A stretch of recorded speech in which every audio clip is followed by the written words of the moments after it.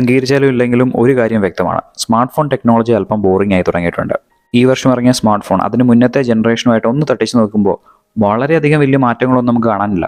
നേരത്തെ ഉണ്ടായിരുന്ന phone delivery ചെയ്തതിനേക്കാളും ചെറിയ എന്തെങ്കിലും ഒരു എക്സ്ട്രാ ഉണ്ടാവും. അതല്ലാതെ സ്ക്രീനിൻ്റെയും പെർഫോമൻസിൻ്റെയും ക്യാമറാസിൻ്റെയും കാര്യത്തിൽ കുറേ നമ്പേഴ്സ് മാത്രം ഇങ്ങനെ മാറിക്കൊണ്ടിരിക്കുന്നുണ്ട്. ഇതിൻ്റെ ഇടയ്ക്ക് ഫോൾഡബിൾ സ്മാർട്ട് ഫോൺസും റോളബിൾ സ്മാർട്ട് ഫോൺസൊക്കെ കൊണ്ടുവന്ന് ഈ സ്മാർട്ട് ഫോൺ ടെക്നോളജി കുറച്ചും കൂടെ ലൈഫ് സപ്പോർട്ട് കൊടുക്കാൻ കമ്പനികൾ ശ്രമിക്കുന്നുണ്ട്. പക്ഷേ അത് എത്രമാത്രം വിജയിക്കുന്നുണ്ടെന്ന് നമ്മൾ യൂസേഴ്സിന് ഇപ്പോൾ വ്യക്തമായിട്ടുണ്ട്.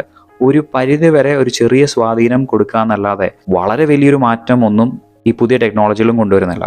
അപ്പോൾ സ്മാർട്ട് ഫോൺ എന്ന ആ പ്രൊഡക്റ്റ് ഒരു സാച്ചുറേഷൻ പോയിന്റിൽ എത്തിയിട്ട് കുറച്ച് നാളായി. ഇങ്ങനെയുള്ള സിറ്റുവേഷനിൽ പുതിയ പ്രൊഡക്റ്റുകളുമായിട്ട് കമ്പനികൾ വരാറുണ്ട്, പുതിയ രീതികളുമായിട്ട് കമ്പനികൾ വരാറുണ്ട്. അതിൽ ആപ്പിൾ പലപ്പോഴും ലീഡ് ചെയ്യാറുമുണ്ട്. ആപ്പിൾ വിഷൻ പ്രോ എന്ന് പറയുന്ന പ്രൊഡക്റ്റ് കഴിഞ്ഞ ദിവസം അവരുടെ കോൺഫറൻസിൽ അവർ അനൗൺസ് ചെയ്ത് കഴിഞ്ഞപ്പോഴേക്കും ഫസ്റ്റ് ഐഫോൺ സ്റ്റീവ് ജോബ്സ് കൊണ്ടുവന്നപ്പോൾ ഉണ്ടായിരുന്ന അതേ ഒരു ഫീലിംഗ് എനിക്ക് കിട്ടി. ഈ വീഡിയോയിൽ ഈ ഡിവൈസിനെ റിവ്യൂ ഒന്നും ചെയ്യാൻ പോകുന്നല്ല കേട്ടോ, എൻ്റെ ജസ്റ്റ് ഒപ്പീനിയൻ നിങ്ങളുമായിട്ട് പങ്കുവയ്ക്കാം. എങ്ങനെയായിരിക്കും ഇത് ഫ്യൂച്ചർ ടെക്നോളജി യൂസിനെ സ്വാധീനിക്കാൻ പോകുന്നതെന്ന് എൻ്റെ ഒരു അഭിപ്രായം മാത്രം നിങ്ങളുമായിട്ട് ഷെയർ ചെയ്യാം. ഇതിപ്പോൾ എന്താ സംഭവം എന്ന് ചോദിച്ചു കഴിഞ്ഞാൽ പറയാനായിട്ട് അരമണിക്കൂറിന് മുകളിലുള്ള കാര്യമുണ്ട്. പക്ഷേ ചുരുക്കി പറയുവാണെങ്കിൽ നമ്മൾ കുറച്ച് നാളായിട്ട് VR AR ടെക്നോളജികളെ കുറിച്ചൊക്കെ കേൾക്കുന്നുണ്ടല്ലോ. അതിൽ ഏറ്റവും നല്ല സംഗതികളെല്ലാം കൂടെ ആപ്പിൾ കൊണ്ടുവന്ന് സ്പേഷ്യൽ കമ്പ്യൂട്ടിംഗ് എന്നൊക്കെ പറഞ്ഞ് നമ്മുടെ മുമ്പിൽ അവതരിപ്പിച്ചിരിക്കുന്ന ഒരു പ്രൊഡക്റ്റാണ് ഈ വിഷൻ പ്രോ. നമ്മൾ സാധാരണക്കാർ ലെനോവോ K4 നോട്ടൊക്കെ തൊട്ടിട്ട് ഈ VR ഗ്ലാസസ് അല്ലെങ്കിൽ ഗോഗിൾസ് കുറച്ച് നാളായിട്ട് കാണുന്നുണ്ട്. പലപ്പോഴും ഇങ്ങനെയുള്ള VR ഡിവൈസുകളൊക്കെ അവതരിപ്പിച്ചപ്പോൾ ഒരു യൂസർ എന്തിന് ഇതെടുത്ത് ഉപയോഗിക്കണം എന്നുള്ള ആ ഒരു കാരണം നല്ല രീതിയിൽ പ്രസൻറ്റ് ചെയ്യാൻ പല കമ്പനികൾക്കും സാധിച്ചില്ല. എന്നാൽ ആപ്പിൾ അവരുടെ വിഷൻ OS എന്ന് പറഞ്ഞിട്ട് ഈ ഡിവൈസിന് വേണ്ടി തന്നെ ഡെവലപ്പ് ചെയ്ത ഓപ്പറേറ്റിംഗ് സിസ്റ്റം വെച്ചിട്ട് ഈ ഡിവൈസ് എടുത്ത് ഉപയോഗിക്കാനുള്ള ധാരാളം കാരണങ്ങളാണ് ഒരു യൂസറിന് മുമ്പിലോട്ട് വെക്കുന്നത്. ഇതെന്തൊക്കെ ചെയ്യുമെന്ന് വെച്ചാൽ ഇഷ്ടംപോലെ കാര്യങ്ങളുണ്ട്. നിങ്ങളിപ്പോൾ ഈ വീഡിയോ കണ്ടുകൊണ്ടിരിക്കുന്നത് നിങ്ങളുടെ ഫോണിലോ ടാബിലോ ഒക്കെ ആയിരിക്കാം. അത് നിങ്ങളുടെ കണ്ണിൻ്റെ മുമ്പിൽ ശൂന്യതയിൽ ഒരു 50 ഇഞ്ച് TV-യുടെ അത്രയും സൈസിലിരുന്ന് പ്ലേ ചെയ്യുവാണെങ്കിൽ എങ്ങനെ ഉണ്ടാവും? നിങ്ങളൊരു തിയേറ്ററിൽ പോകാണ്ട് തന്നെ തിയേറ്ററിൽ കിട്ടുന്ന അതേ എക്സ്പീരിയൻസ് വീട്ടിലിരുന്ന് കിട്ടുവാണെങ്കിൽ എങ്ങനെ ഉണ്ടാവും? അല്ലെങ്കിൽ നിങ്ങൾ CSK vs Gujarat Titans game, ആ IPL ഗെയിം നിങ്ങൾ TV-യിലായിരിക്കും കണ്ടത്.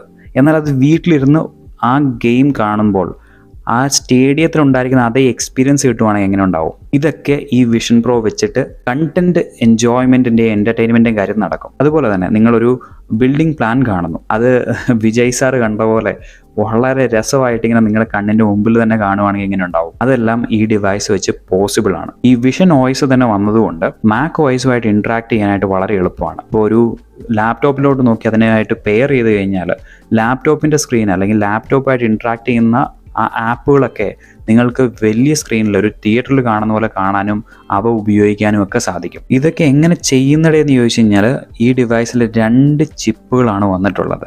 ലാപ്ടോപ്പിൽ വരുന്ന പോലെ തന്നെയുള്ള ഒരു M2 ചിപ്പും അതുപോലെ തന്നെ ഈ ഡിവൈസിന് വേണ്ടി സ്പെഷ്യലായിട്ട് ഡെവലപ്പ് ചെയ്തിരിക്കുന്ന ഒരു R1 ചിപ്പുമാണ് വന്നിട്ടുള്ളത്. അതുകൊണ്ടാണ് ഇത്രയും നല്ല കമ്പ്യൂട്ടിംഗ് ഈ ഡിവൈസിന് ചെയ്യാൻ സാധിക്കുന്നത്. അതുപോലെ തന്നെ ഇഷ്ടം പോലെ സെൻസേഴ്സാണ് എല്ലാ സൈഡിലും കൂടെ ആയിട്ടിരിക്കുന്നത്. ഇതിനകത്ത് വരുന്ന സ്ക്രീനുകൾ ഒരു 4K TV-യിൽ വരുന്നതിനേക്കാളും പിക്സലുകൾ ഉണ്ടെന്നാണ് ആപ്പിൾ അവകാശപ്പെടുന്നത്. ഇനി സ്പേഷ്യൽ ഓഡിയോ സിസ്റ്റത്തിന് വേണ്ടി സ്പെഷ്യൽ ആയിട്ടുള്ള സെൻസറുകൾ, അങ്ങനെ സെൻസേഴ്സിൻ്റെയും ടെക്നോളജീസിൻ്റെയും കാര്യത്തിൽ ആപ്പിൾ ഇതുവരെ ചെയ്തിട്ടുള്ള എല്ലാ നല്ല സംഭവങ്ങളും കൂടെ ഒന്നിച്ചൊറ്റ പ്രൊഡക്റ്റിലോട്ട് കൊണ്ടുവന്നിട്ടുണ്ട്. അതുകൊണ്ടാണ് ഇത്രയേറെ കാര്യങ്ങളെല്ലാം ഈ ചെറിയൊരു ഡിവൈസിന് ചെയ്യാൻ സാധിക്കുന്നത്. ഈ ടെക്നോളജി എല്ലാം വെച്ചിട്ട് ഇതിന് ചെയ്യാൻ കഴിയുന്ന സംഭവങ്ങൾ ഇപ്പം ഞാൻ നേരത്തെ പറഞ്ഞ കാര്യങ്ങളിൽ മാത്രം ഒതുങ്ങി നിൽക്കുന്നില്ല. ഇഷ്ടം പോലെ കാര്യങ്ങൾ ഇതിന് പോസിബിൾ ആണ്. പക്ഷേ എല്ലാം കൂടെ പറയാൻ പോയി കഴിഞ്ഞാൽ മണിക്കൂറുകളെടുക്കും. ഇങ്ങനെയൊക്കെയാണ് സംഭവമെങ്കിലും ഇത് നമ്മുടെ കയ്യിലോട്ട് എത്താൻ സാധ്യത വളരെ കുറവാണ്. കാരണം ഒരു സാധാരണക്കാരന് അഫോർഡ് ചെയ്യാൻ പറ്റുന്ന രീതിയിലല്ല ഇതിൻ്റെ പ്രൈസിങ്. ഇതിൻ്റെ വില ഏകദേശം 3 ലക്ഷം രൂപയോളം വരും. അടുത്ത വർഷമായിരിക്കും ഈ ഡിവൈസ് മാർക്കറ്റിൽ അവൈലബിൾ ആയിരിക്കുന്നത്. അപ്പോൾ നിങ്ങളുടെ കയ്യിൽ അത്രയും പൈസ മുടക്കാനുണ്ടെങ്കിൽ തീർച്ചയായിട്ടും ഉപയോഗിച്ച് നോക്കാൻ പറ്റുന്ന ഒരു ഫസ്റ്റ് ജനറേഷൻ ടെക്നോളജിയാണ്. ഇനി ഇതിൻ്റെ ബാറ്ററിനെ കുറിച്ച് ഒത്തിരി പേര് കംപ്ലൈൻറ്റ് പറയുന്നുണ്ട്. 2 മണിക്കൂർ അതിൻ്റെ ബാറ്ററി നിൽക്കത്തുള്ളൂ, അല്ലെങ്കിൽ ഫുൾ ടൈം പ്ലഗ്ഡ് ഇൻ ആയിട്ട് ഉപയോഗിക്കേണ്ടി വരും ഒക്കെ ഞാൻ സമ്മതിക്കുന്നു. പക്ഷേ ഇതൊരു ഫസ്റ്റ് ജനറേഷൻ സീരീസ് 0 പ്രൊഡക്റ്റാണ്. എന്താണ് ആപ്പിൾ ഇതൊരു 5ഓ 6ഓ ജനറേഷന് ശേഷം ഈ ഒരു ടെക്നോളജിയിൽ ചെയ്യാൻ പോകുന്നതെന്നുള്ളത് കാത്തിരുന്ന് കാണേണ്ട ഒരു സംഗതിയാണ്. നിങ്ങൾക്ക് എന്താണ് തോന്നുന്നത്? നമ്മളിപ്പം ടെക്നോളജിയായിട്ട് ഇന്ററാക്ട് ചെയ്യുന്ന രീതി കംപ്ലീറ്റ് ആയിട്ട് മാറാൻ പോവാണോ? നിങ്ങളുടെ അഭിപ്രായങ്ങൾ തീർച്ചയായിട്ടും താഴെ കമൻസിൽ മെൻഷൻ ചെയ്യുക.